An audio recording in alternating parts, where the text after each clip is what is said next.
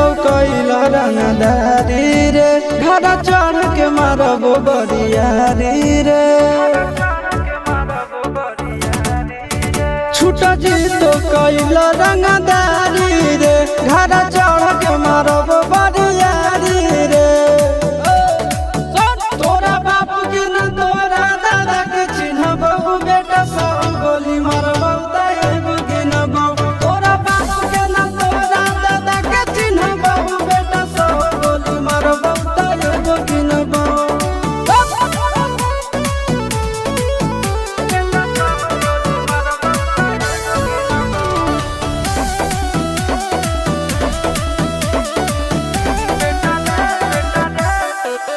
बेटा रे काटा से ठोक देबो चिमनी के भाटा में झोंक देबो देखबो कवन बाप बचैतौ तोरा प्रशासन के गाड़ी भी रोक देबो बेटा जी सुनो बेटा रे काटा से ठोक देबो चिमनी के भाटा में झोंक देबो देखबो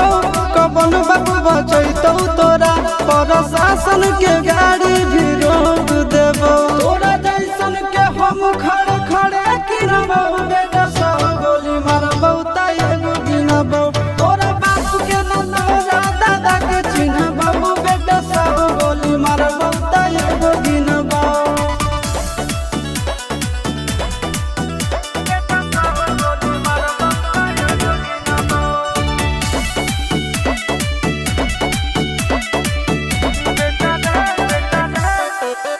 बेटा रे दौड़ा के बाजार में मारबो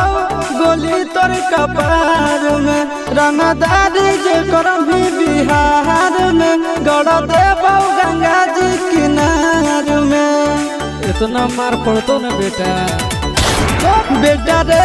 दौड़ा के बाजार में मारबो